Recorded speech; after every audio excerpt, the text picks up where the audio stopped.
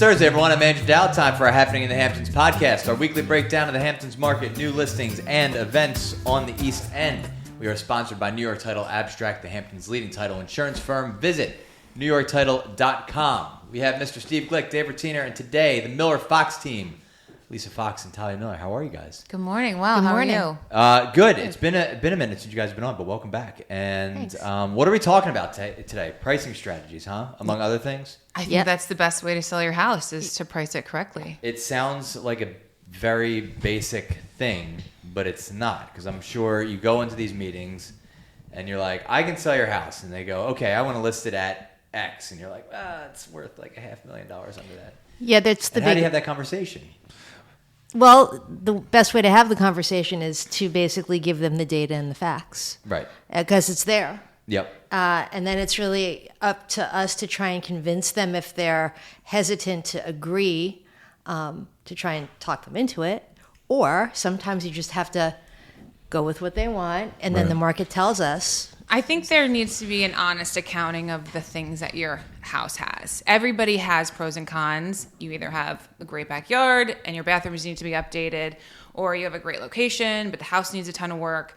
So a comp doesn't necessarily mean because the 4-bedroom house down the street sold for X means that your 4-bedroom house on the same street will also sell for X. Right, because each house is different. Exactly. That's part of the data. Having that honest conversation and saying, these are the things that your house offers, and there's always positives, so we should always be talking about the positives, but acknowledge what is going to come on the con side of that list. It's just like comps are kind of a funny thing because it's like in the Hamptons, we're not dealing with subdivisions that you might see in other parts of the country where the 3-bedroom house next door is exactly the same. There's no tracks here. Right. There's no track housing, no basic building. Everybody's individual. So you have like square footage, rooms, bathrooms, pools, whatever the case may be, but really it's a little bit, apples to oranges with each house. Every house is its own entity, and it comes with experience and knowledge. Like you guys must be doing it really great because I'm looking at your properties. All of them are in contract. Oh, that's so, nice. Yes, they are. That's a good problem to have. Yeah, so that shows that you guys obviously priced them right for the market. They sold, and you have happy clients.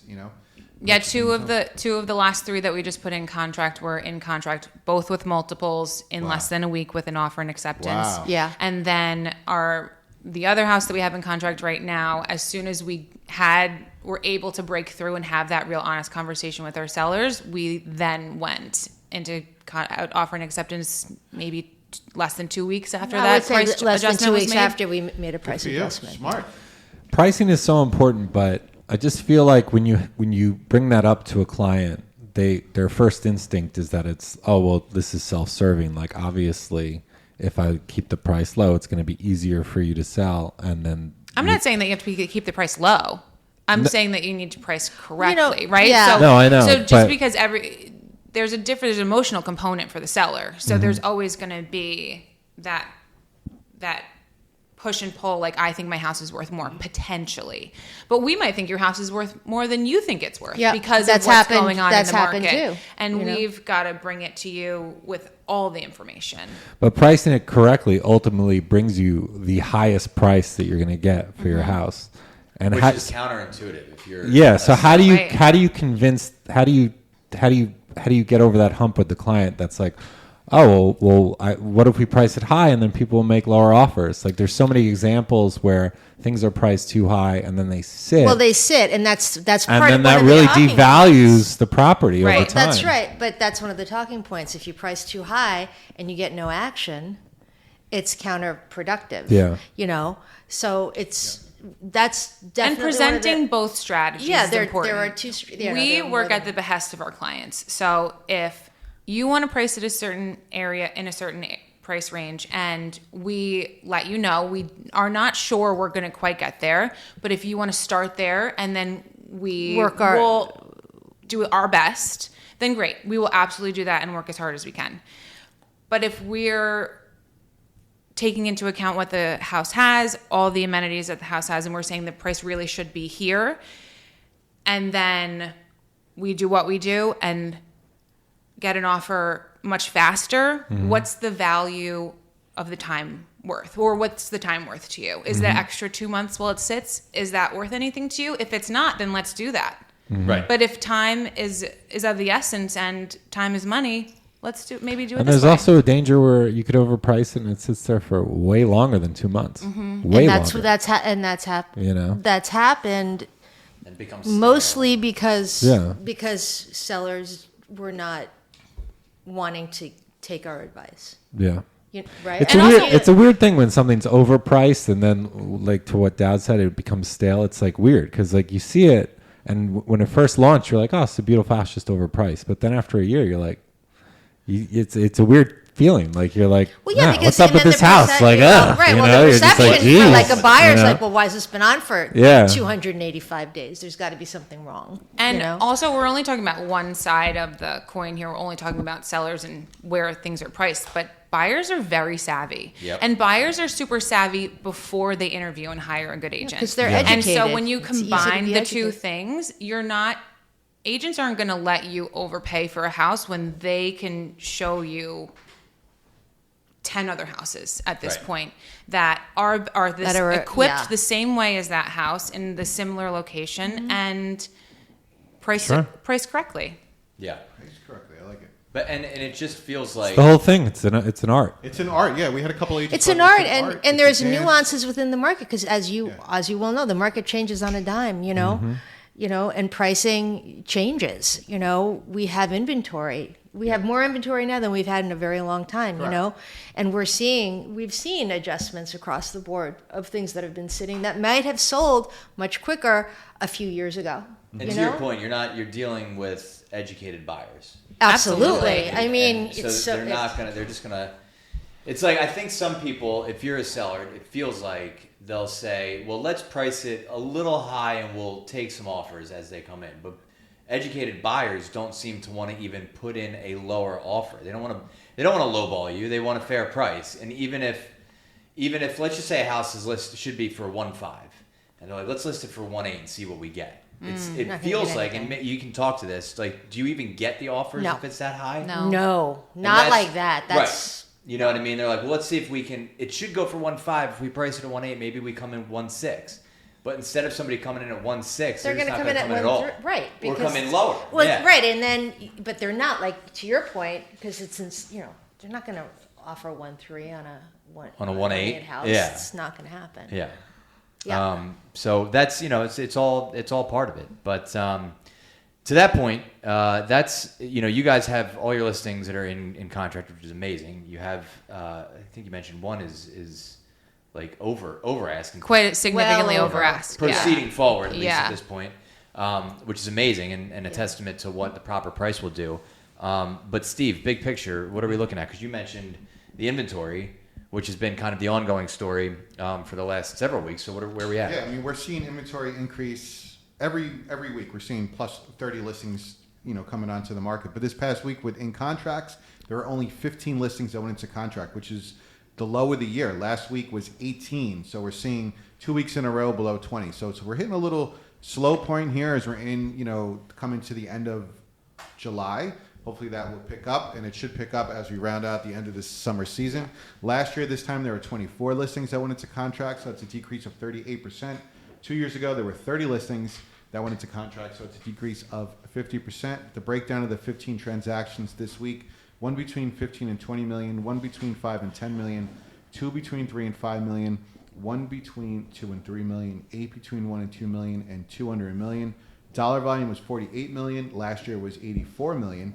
So that's a decrease of 43% in dollar volume. And 2 years ago was $89 million, decrease of 46%.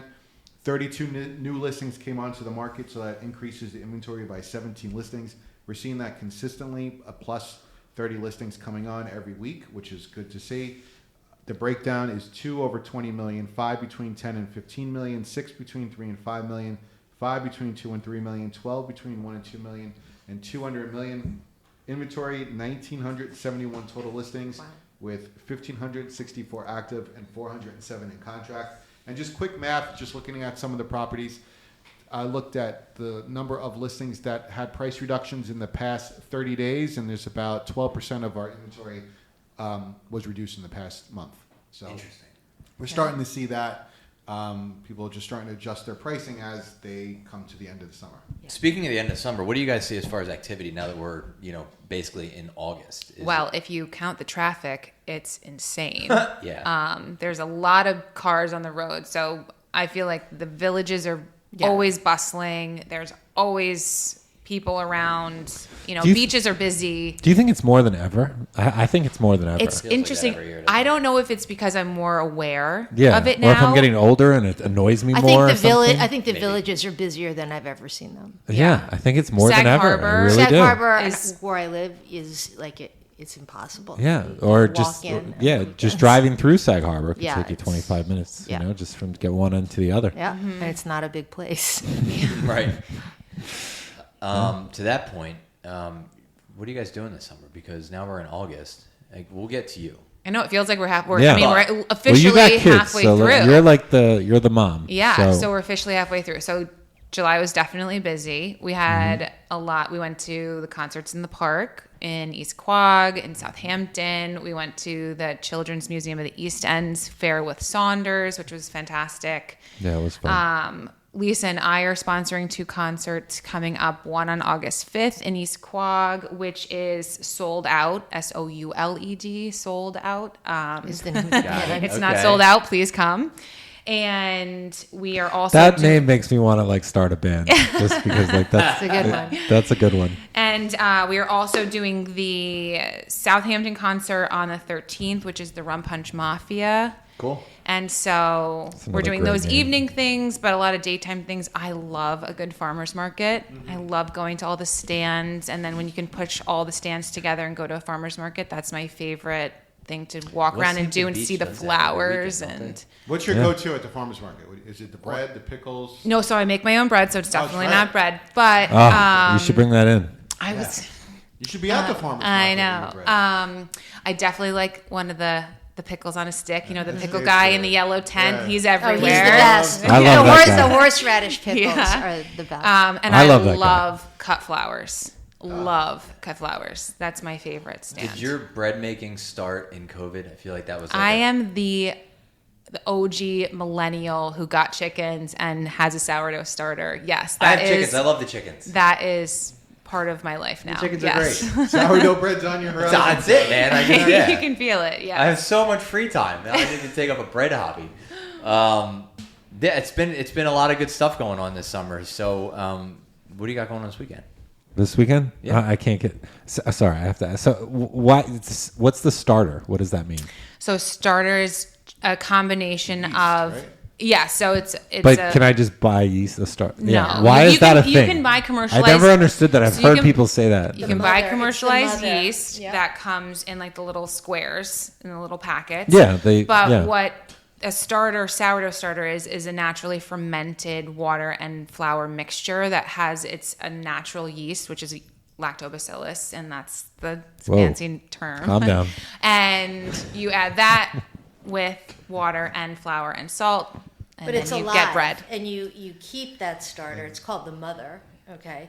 And Yeah. the key is that starter is like the foundation for any bread any sourdough. It's you're just the gonna make. leavener. It's what makes it rise. I That's get why it. you And- keep it. You can keep it on your counter. You can keep it in your fridge if you don't want it. If you want it to kind of quiet down, and you feed it. You feed it almost every day. do. With It's more, just with more flour. flour. It's just flour. flour. But it's alive. It's not like you cook it. Why every not day. just buy the yeast in the packet? I'm joking. I know. Why. Yeah, you know why. all the things. All the things. Why don't you just buy the bread? Yeah. Without Why don't you making just it? buy a Just little buy a loaf of Wonder Bread and call it a day. I don't know. I can buy eggs at the supermarket, and yet I still have 9 chickens running around Takes my the fun property. out. Yeah. I get it. That's funny. All I'm right, a funny guy. you're hilarious. All right, so we got. So this, I actually picked this because I thought it was a good band name. So we have Hot Date at the Stephen Talk I House. feel like these are good boat names too. Yeah, this is that's a great boat name. Yeah. Yeah, so Hot Date is going to be at the Stephen Talk House in Amagansett. They are a high energy party rock dance cover band. So that is Woohoo. going to be at 10:30 p.m. So 10:30. you'll was see like- Andrew Dowd there for sure. Partying it up. Then we have Fridays at 5, which is, of course, at the Bridgehampton Library. It is a lot of fun. This week it is sponsored by Tony Campo and Jeremy Johnson of Saunders. So get down there and enjoy it. Bring a blanket and a lawn chair and enjoy an insightful talk from a celebrated author. Fridays at 5. You got to go. Mm-hmm. There's wine and cheese. Should be good. Then, there's no wine and cheese? It says there's wine and cheese right on the thing. Okay, There's so wine maybe. and cheese. I think there's wine and cheese. Then you have, and I picked this guy because he kind of reminds me of you. I feel like this. He's from our generation. Is Winston Irie. Oh, okay. I love Winston. So he's going to be at the clubhouse on Sunday from 6 to 9. There will be no cover, and you can enjoy his reggae music. He's like, man, he goes way back. He's like an OG. Yeah. You know, he's good. And then if you want to do a gala or something like that, you have the Southampton Hospital Foundation's 67th annual summer gala. That's August 7th from 6 p.m. to 11 p.m. And this is going to have a Moroccan theme to it, which sounds cool. It's going to be a night of Moroccan magic under a tent. That's like a classic Hamptons thing that you could do this weekend. And if you want to buy tickets or a table, you can do that by visiting hamptons.com. And if you want to look up other events that you want to do this weekend, you can go to the Hamptons #1 events and lifestyle website, hamptons.com. All right. That's what's going on this weekend. You're the man. You are Anything too. else to add? Great. No, No? today was great. I had a great time. Yeah. There you go. As always. Well, thanks for joining us and the insight in the pricing, which really, I mean, that's the starter for everything. I mean, it's what starts the conversation. The sourdough starter. I was It going to is, say, no yes, pun now we've intended. all come full circle. Wow. Nicely done, Dave. God, I'm good. All right, so I guess next week, hang on. Yeah, next week we're into August. Oh yeah. Crazy. Cool. Until then, everybody have a great week. Have a great too. weekend. Thank you for joining us. Thank Thanks you. for having I'm us. Andrew Dow. That's what's happening in the Hamptons.